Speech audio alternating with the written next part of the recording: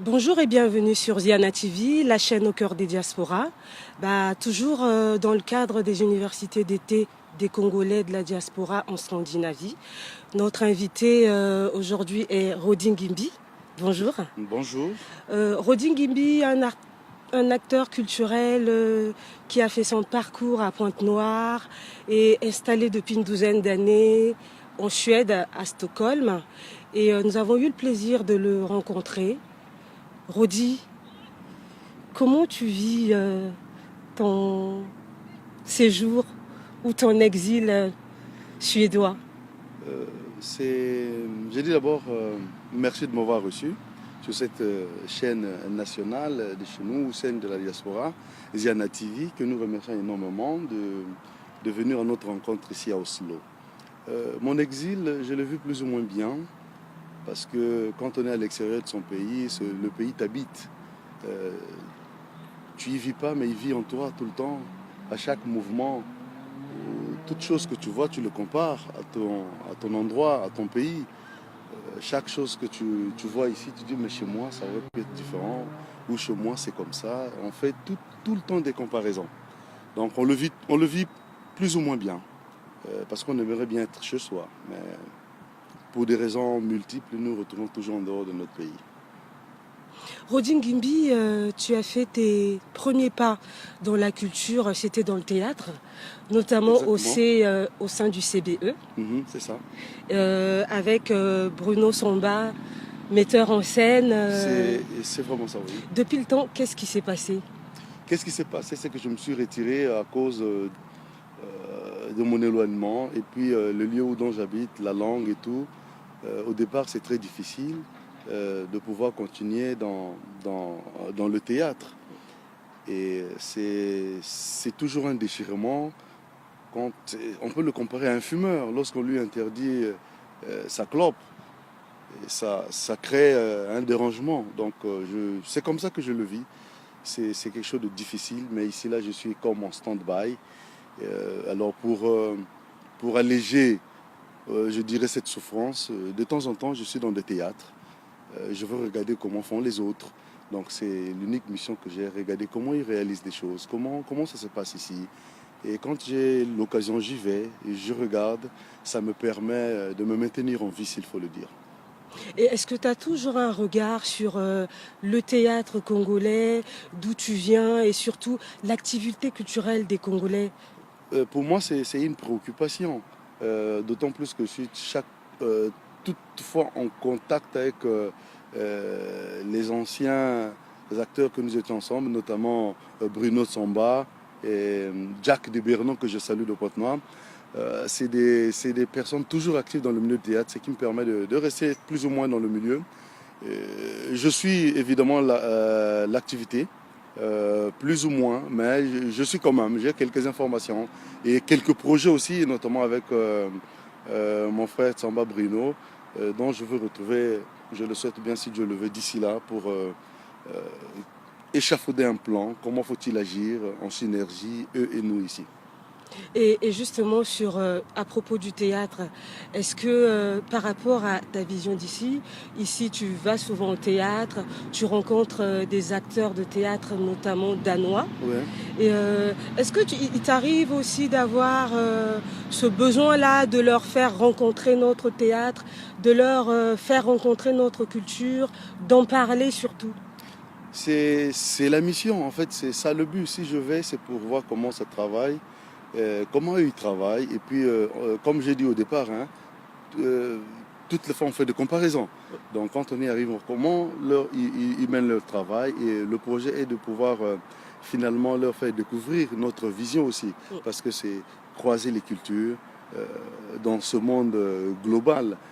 Eux, ils apportent le leur, nous apportons le nôtre, et puis à la fin, ça devient quelque chose de général, ça devient quelque chose de global, de globalisante aussi. Donc je crois que mon but, c'est celui-là. J'ai beaucoup de contacts dans le monde culturel, notamment dans la ville de Malmö en Suède et Danemark. Et j'ai un ami qui baigne dans le monde du spectacle, parce que tout le temps il est dedans. Comment il s'appelle? C'est un Argentin, il s'appelle Daniel Guas. C'est un pianiste et puis il aime bien le théâtre, donc toute la fois on est ensemble. quand il y a des activités, je l'accompagne et on est ensemble, on regarde un peu, on croise nos visions et espérons qu'un jour de ce croisement va naître un produit commun. Chers téléspectateurs, vous êtes toujours sur Ziana TV. Nous sommes en compagnie de notre invité, Rodi Ngimbi, acteur culturel à Pointe-Noire pendant très longtemps et aujourd'hui installé à Stockholm en Suède. Rodi Ngimbi, la vie d'artiste. Vous avez été artiste et aujourd'hui vous faites certainement autre chose en Suède. Effectivement, quand on arrive dans un pays comme la Suède, il y a certaines exigences pour ce mot magique en Europe. Quand on est un humain, on veut encore intégrer une société humaine. Ça paraît un peu compliqué pour moi déjà l'appellation intégration. Mais vous devez passer par là, être intégré dans la société qui vous a accueilli. Et puis bon, on change un peu de route, d'ambition. Et le théâtre n'est plus l'activité première parce qu'il faut survivre dans le nouveau endroit où vous êtes. Donc je me suis détourné un peu, je suis reparti à l'école, j'ai fait des études. Je suis un modeste ingénieur en mécanique, voilà, qui essaie de vivre. Mais dans le théâtre, lui manque toujours. Et le théâtre, c'est ma nourriture. Mais je me prépare pour le revivre en plein temps. Vous affûtez vos armes pour refaire votre comeback certainement dans le théâtre. Et est-ce qu'il vous arrive souvent parce que sur la scène parisienne, on a plein d'artistes congolais qui font leurs preuves. Est-ce qu'il vous est arrivé de faire un tour au niveau de Paris pour les rencontrer ou pour assister à des spectacles? Malheureusement pas sous l'activité culturelle parisienne. Bon, peut-être je suis quelques émissions à part peut-être Ziana TV, mais j'ai des contacts aussi dans le milieu artistique, notamment à travers le cinéaste Ruffin Mboumikima, qui est quelqu'un que je connais très bien. Mais sur la scène parisienne, je n'ai pas encore eu le temps. Je crois qu'à travers cette descente de Ziana TV au niveau de la Scandinavie, nous aurons de plus en plus des informations et ce qui nous permettait, pourquoi pas, dans des jours à venir, d'être informés et peut-être faire une descente sur Paris, croiser ceux qui œuvrent dans la culture au niveau de Paris et au niveau de la France. Dans les coulisses, vous nous aviez parlé du film révolutionnaire d'Assim Talbukombu que vous aviez projeté en Suède il y a quelques années. Il était sorti en 2015 et vous avez organisé une projection, on va dire, entre guillemets, officielle pour essayer de faire connaître ce film au niveau de la colonie congolaise en Suède. Quelle a été l'attente ou comment ce film a été accueilli? Je crois que ce film a été très très bien accueilli. Je fus surpris d'ailleurs de l'accueil que le film a reçu au niveau de la Scandinavie. C'est parmi les activités que nous organisons, c'est-à-dire qu'on fait la promotion dans tout le domaine d'ailleurs. Dans le livre, nous l'avons fait et avec ce film, ça a été très bien accueilli et nous avions tiré beaucoup d'informations parce qu'après le film, il y a eu une discussion autour du film et dont j'ai fait aussi écho. J'ai fait le feedback au réalisateur. Simtal, il a été content. Je crois qu'il me regarde, il le sait. Nous avons eu une très très longue discussion avec lui. Le film, il est très bon et nous sommes toujours en attente du deuxième film qui fait la continuité de cette série qu'il a commencé. Mais le film a été très très bien accueilli. La contenance était d'une très grande importance. Donc pour la Scandinavie, il peut se rassurer que ça a été un très bon produit. Et justement, dans cette lancée, sur quelle périodicité vous organisez des activités culturelles, notamment dans la colonie?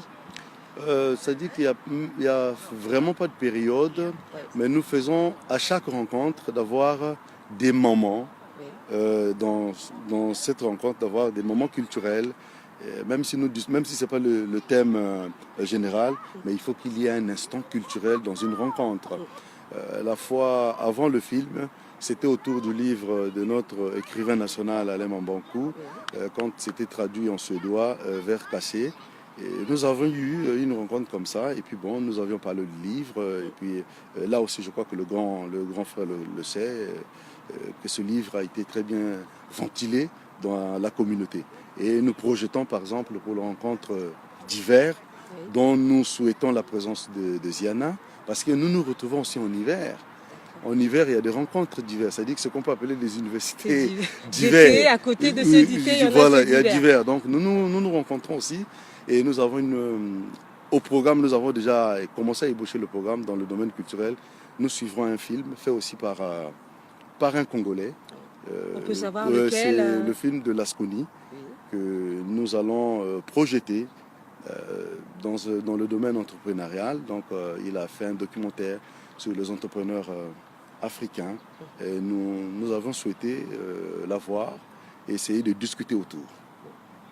Merci, chers téléspectateurs. Vous êtes toujours sur Ziana TV, la chaîne au cœur de Diaspora. Rencontre avec Rodi Ngimbi de la diaspora congolaise à Stockholm. Alors, Rodi, lorsqu'on part de son pays, on choisit de s'établir ailleurs. C'est toujours un déchirement, c'est toujours violent parfois.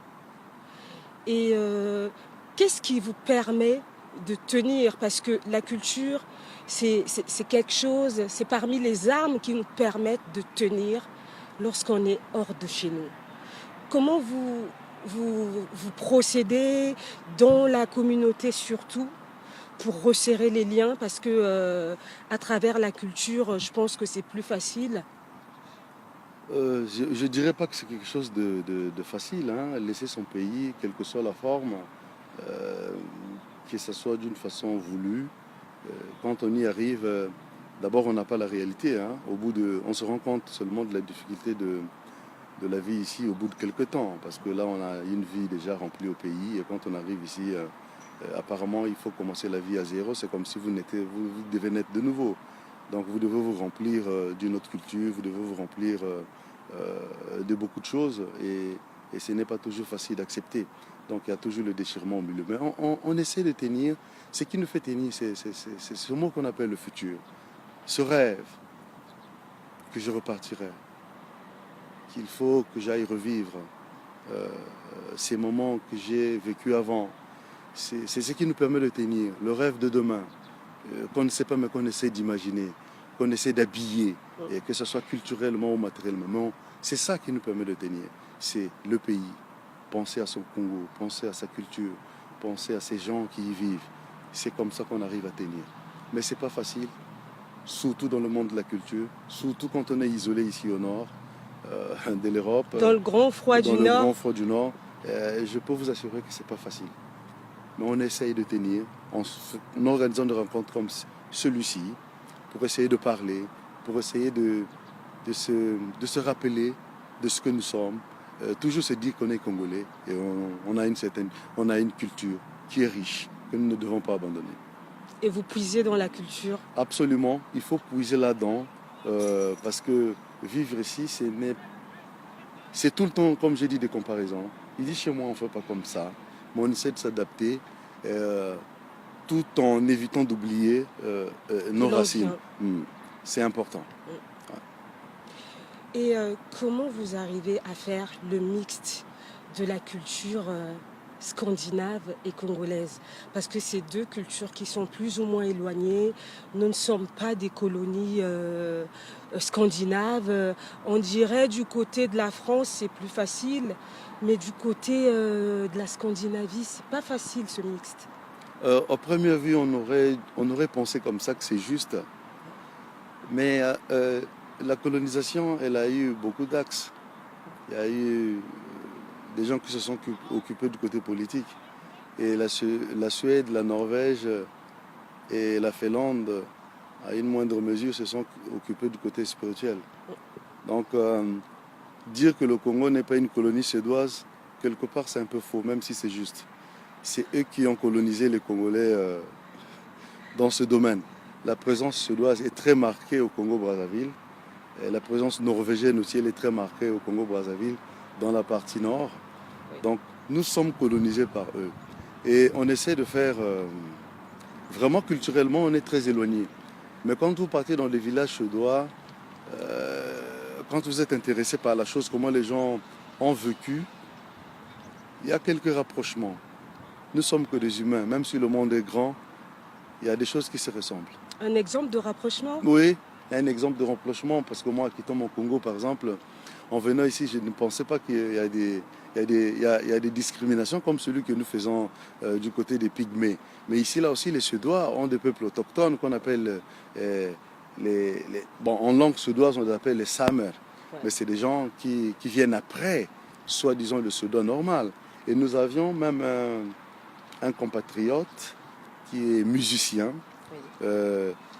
Comment il s'appelle? Marius Billy, qui vient de faire sortir, je crois, son premier album. Et c'est aussi, il a fait une thèse de 3e cycle sur les études comparatives des pygmées de chez nous, du Congo et de la Norvège. Et ceux de la Norvège et de la Suède. Oui. Donc, lui, il a étudié ces rapprochements. Il aurait pu être avec nous, mais je crois que dans la prochaine fois que vous venez, cette fois-ci à Stockholm, nous le souhaitons bien, vous aurez l'occasion de parler avec lui.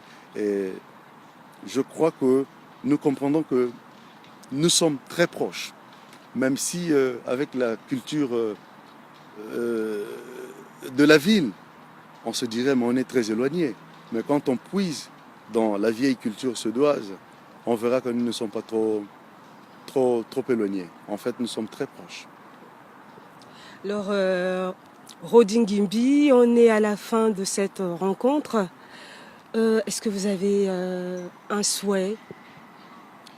Le souhait vraiment pour nous que ces rencontres soient des rencontres des diasporas. Pas seulement de la Scandinavie, mais nous rêvons un jour que Ziana TV couvre la grande réunion des diasporas congolaises en Europe, que ce soit la France. Certainement, il y a des Congolais en Allemagne, on en sait, ils sont là-bas. Au Canada, qu'on se croise, pas toujours dans le domaine qui nous est connu le plus, la politique. Mais dans la culture. Que nous nous croisons, que nous parlons du livre, que nous parlons du théâtre, de nos musiques. Que nous parlons de nos musiques. C'est là le fondement. Le développement s'assoit toujours sur une culture. Lorsque nous regardons les Asiatiques, c'est vrai qu'ils portent des costumes occidentaux, mais ils puissent dans leur culture pour avancer leur pays. Le japonais, le chinois, c'est ça. Et nous aussi, c'est par notre culture, par notre façon de voir le monde, c'est de là que partira le développement de notre pays. Et donc, c'est un souhait pour moi que nous nous croisions et nous disons encore merci à Ziana TV d'être venu à notre rencontre, la chaîne des diasporas. Merci, vous étiez en compagnie de Ziana TV depuis Haraldshem à Oslo. Nous avons rencontré Rodin Gimbi qui habite en Suède, à Stockholm, dans le cadre des universités d'été des Congolais de la diaspora. Merci d'avoir suivi cette émission et on vous dit à très bientôt sur Ziana TV, la chaîne au cœur des diasporas.